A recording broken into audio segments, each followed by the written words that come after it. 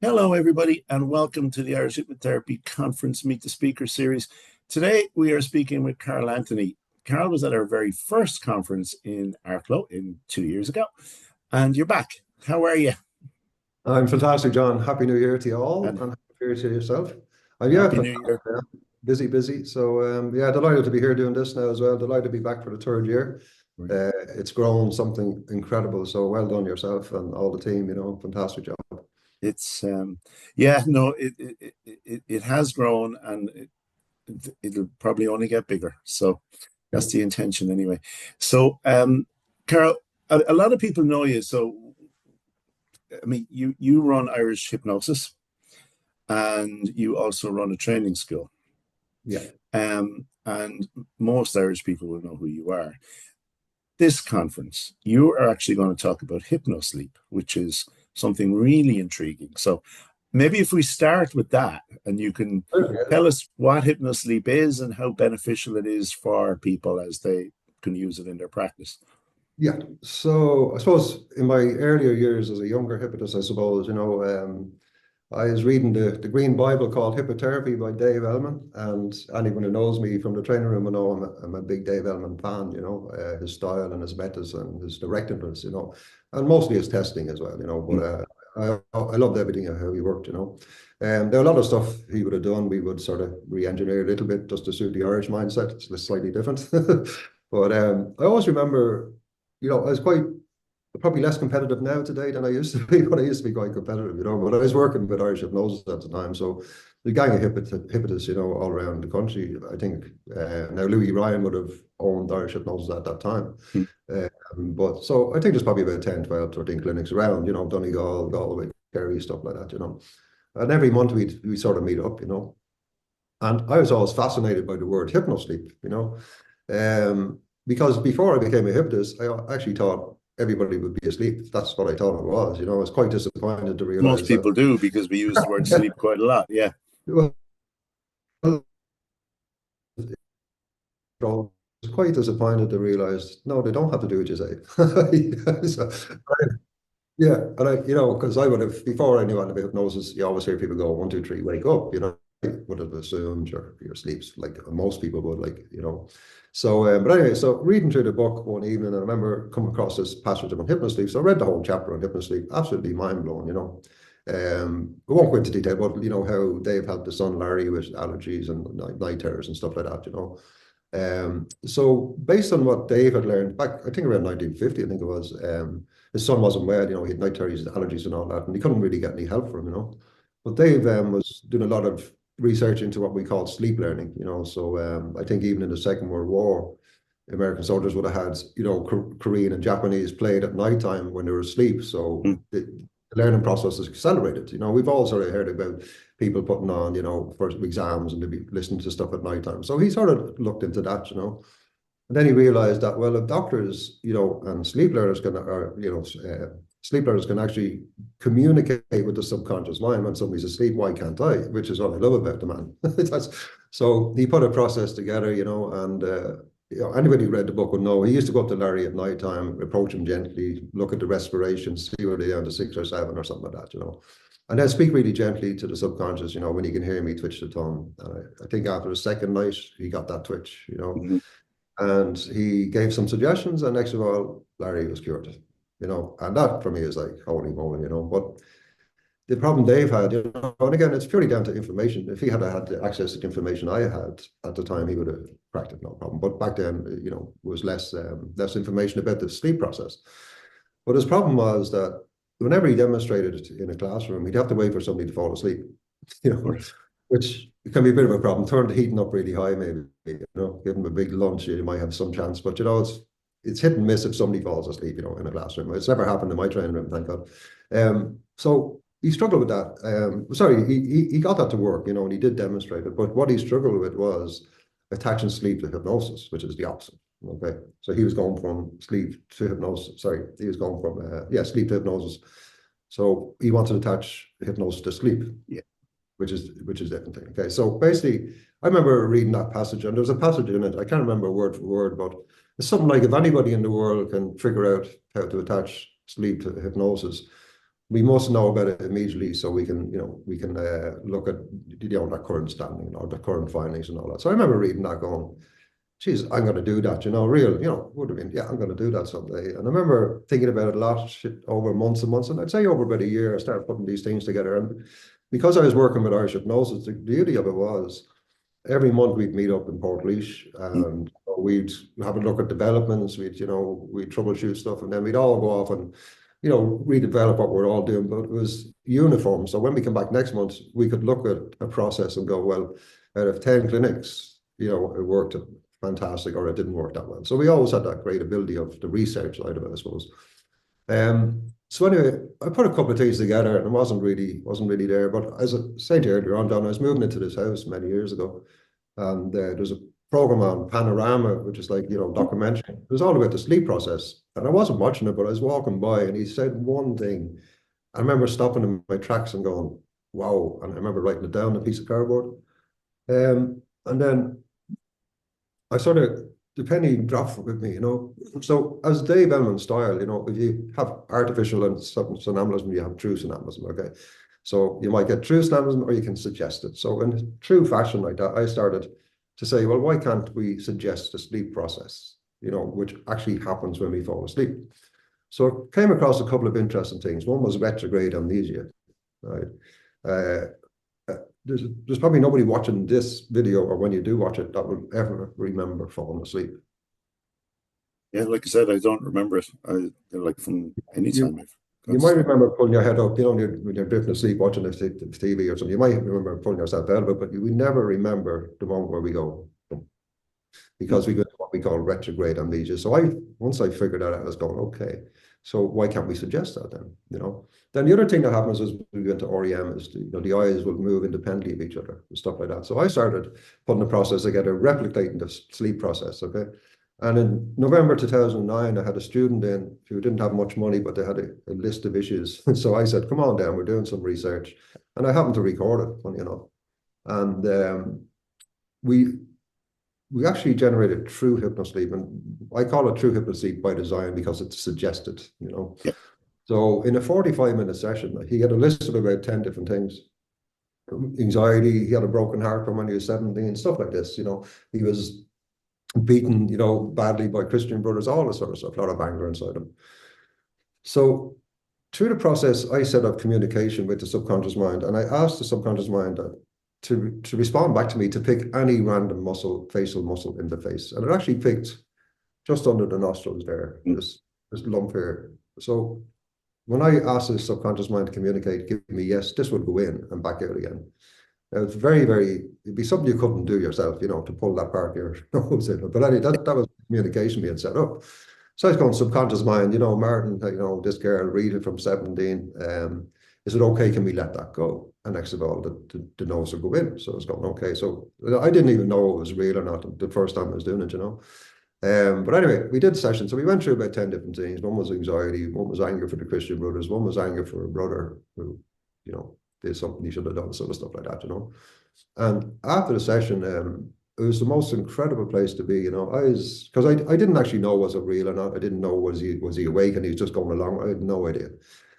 But after the process, I said to him, what stood out to you after a certain point where I was producing the hypnosleep part? And he goes, absolutely nothing. He says, I remember hearing your voice, and I remember it was just getting further and further and further away. And he says, I can't remember a thing after that. So that was a great sign that he had fallen asleep. He got into that sleep stage, yeah. Yeah. So, and again, I had to ask him another couple of questions, basically without telling him he's asleep, to see what his response would be. But basically everything was coming back. I have no idea. I have no recollection, So that was fine. So then I went back through the list with him. And I was saying to you earlier on, John, it's the first time in my life that I was sitting with a client after the session going, you remember that girl, Rita, that broke your heart? And he was looking at me like I was crazy. He's there going, what are you talking about that for, Karl? Like, that's 30 odd years ago. Like, why are you bringing her up? And it was on his list that he'd written down. I'm there going, well, what about, how do you feel about the Christian brother? And he goes, gosh, them people, they had it hard themselves. I have no issue with him. Why are you bringing that up? So everything I was asking him was like, he thought I was crazy. It was resolved. Yeah, which was really strange, because after a normal session with a client, they know what you've done, They come in with that purpose. Well, he was looking at me like I was crazy. Actually, he actually turned around to me one stage and says, I think it's a bit strange you're asking me all these questions. I have no issue with any of this stuff. Why are you asking me, you know? Anyway, I have all that on video, funny enough, and it's fantastic to see it, you know. So went back to Irish Hypnosis anyway, and I've done a lot of communication with Louis, who is an engineer as well as a hypnotist, you know, brilliant, you know. So, and he, you know, he was blown away. So we went in, I put the process together exactly what I did. And I went in the next couple of monthly meetings. Florence Bray would have been there and all, you know, Florence, fantastic hypnotherapist. So Florence would have been there as well. And basically over a couple of months, I taught them what I did, and they went off and tested it, and more or less with the same results. You know, a good 80% success. You Well, know, which was incredible. You know, and we tested for over a year, which is now, incredible. does this work with every issue that a client has, or is it limited to certain types? It's a funny thing, you know, in a hypnosleep state, you have to be extremely careful of your language. I mean, extremely, because it just takes everything literally. It just, you Right. know, you have Okay. to be careful how you speak, you know. But you also have to, it's like parts as well. You always have to reason with the subconscious mind, which it's not the logical mind, but it's quite logical if you ask me. So, but you always have to have a bit of a discussion of why it's, you know, it's better off if he doesn't have the anxiety. Why it's Right. better off if, you know, if we let Rita go, you know, so we always have that little thing. But I'm talking about saying to the subconscious mind, you know, this anxiety that Martin has, you know, it's causing him issues with this, it's causing him issues with that. Would you be okay to let this go for his benefit? And next of all, the muscles are going under the nose. And I go, okay, let it go. Oh, now, when I was doing the session, I had no idea what was like that. I No, thought no, he was, I understand, but obviously you've fine-tuned it now, and it yeah, works. exactly. Um, so Yeah, for any hypnotist who is coming to the conference, and there will be a huge amount for whoever's coming, in terms of their toolkit, hypnosleep would be something that would, because you're going to demonstrate that as well, aren't you? yeah, I am indeed. I pick So a people lucky. will get to see it live. Yeah, absolutely. You know, and it's fascinating, you know, because I did the Dave Ellman Legacy conference there a couple of years Mm. ago online during COVID and all that, you know. And I was talking to Larry Ellman about it and Cheryl and all that, you know. So I didn't get to demonstrate it because it was online and all that, but yeah, so a lot of, I think a few people even coming over now would have been at that conference as well. So yeah, definitely going to demonstrate it. So the thing about it is, it's like any client, you know, it works. It's, you know, if somebody comes in and they're, you know, very, you know, analytical, blah blah blah, and they, you know, they struggle to let go to that depth. You'll struggle with any process, you know. But the people who are more likely to drift off, you know, so which, you know, with a good induction, with a good shock induction as well, you get it. But my whole point of it is, you know, it works best if the client doesn't know you're doing it, which is a bit of a strange thing, you know. As I say, I won't go into it now, but you know, you have to be careful with it, you know, because I would suggest, as we were talking about earlier on, if you're ever going to do it, you record the sessions, you Yeah, know, yeah, your protection and their protection, you yeah. No, know. absolutely. Absolutely. So you're going to demonstrate it, and people will get to see what it is. And obviously, you're going to explain that whole process to everybody and the benefit that it is for them. It sounds a wonderful technique, and it sounds like it's an additional skill for anybody. Yeah, well, we did a bit of research for this. So, you know, the organization Deaf Here. Yeah, You've heard of them. So there was a place in Dundalk many years ago. Like we're probably talking back 2011 and 12, I think. And we were going up there to do, myself and Louis actually went up there to do a presentation on tinnitus, you know, stuff like that, you know. And I remember there's actually there's another one as well. I remember we picked maybe, I think it was 8 people, four each, and we sort of seen them, you know. And we use simple sleep, but you wouldn't use it with the 8 because, you know, 3 or 4 of them be very, you know, they're just rigid. You wouldn't let yeah, go, you know, especially with one session, you know, it's hard to do.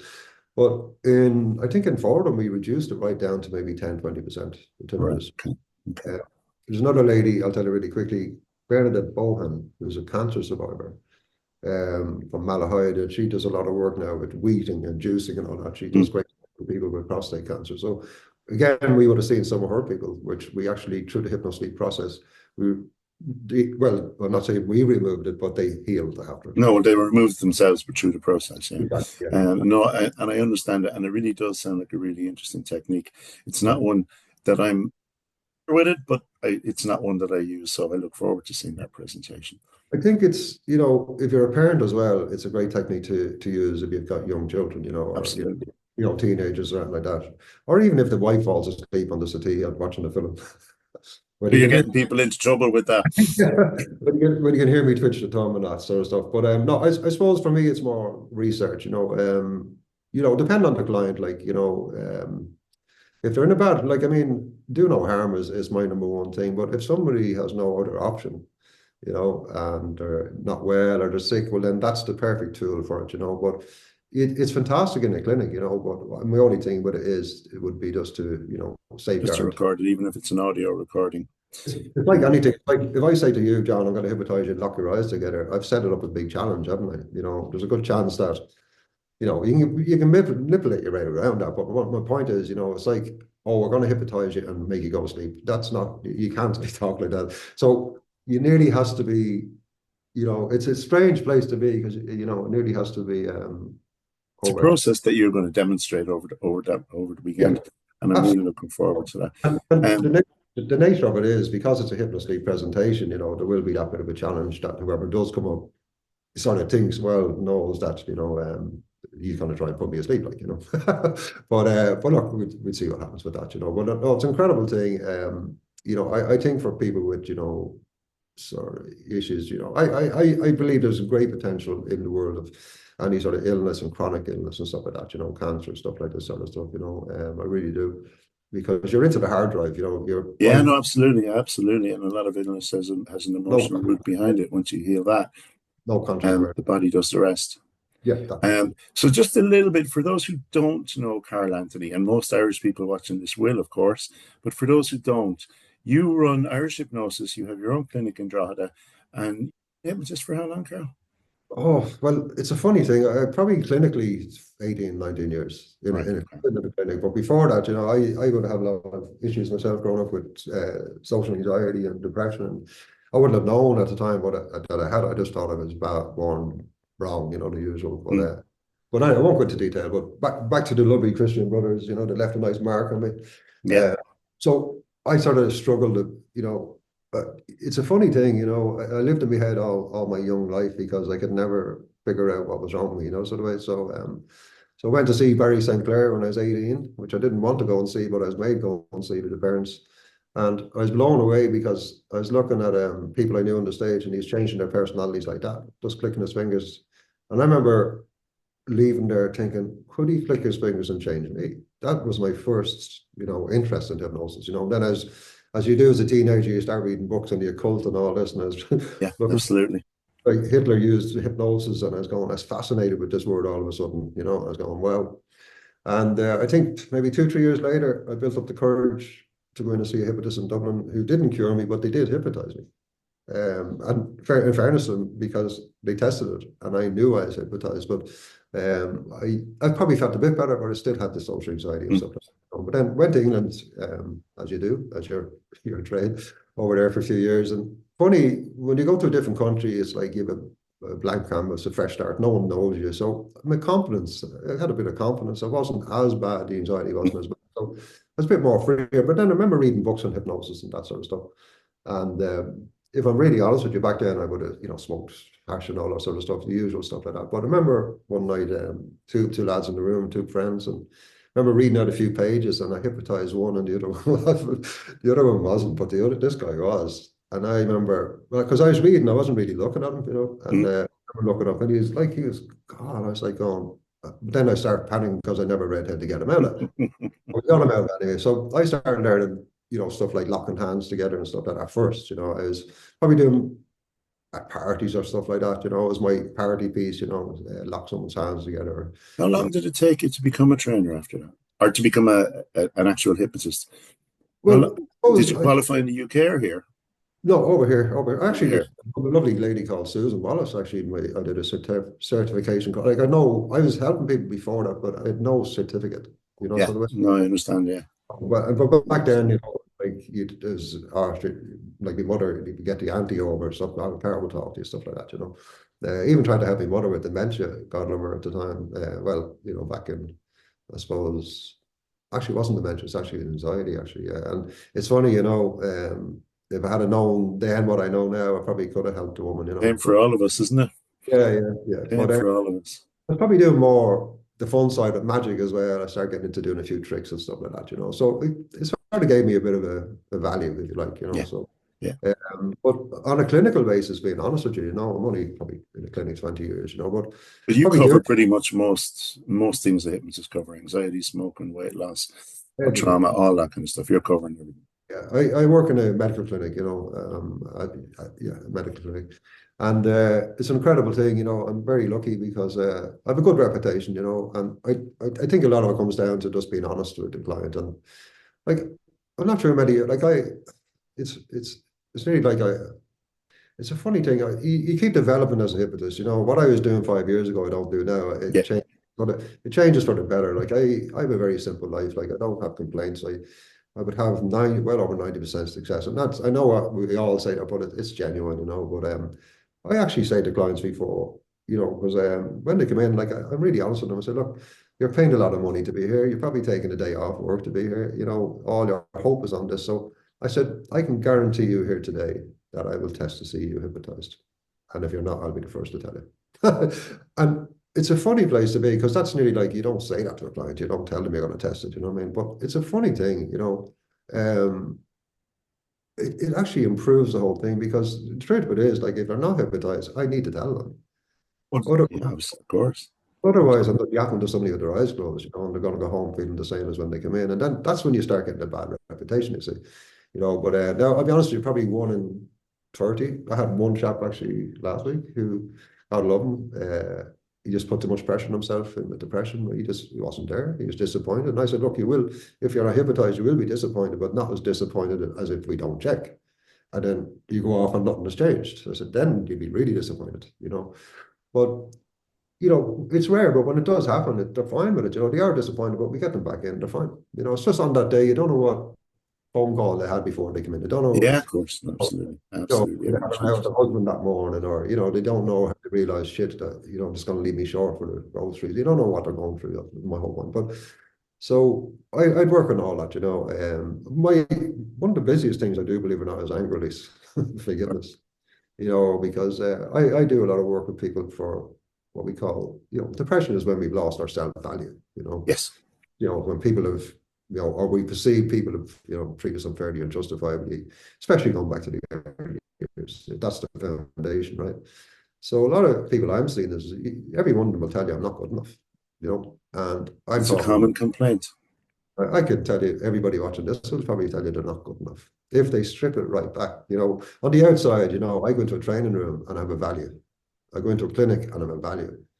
But sure, when you're just a, you know, when you're, Well, I mean, that's the big thing that so much of us work on, and myself included, is just helping people to feel more valued within themselves and just to believe they're good enough. that's it, Carol, you know. thank you So, so much. It's the 5th and 6th of April, yes, it is and indeed. it's two, 11, 9, no, 11 weeks away now as it stands. So, Yeah, crazy, yeah. um, yeah, it won't be long coming.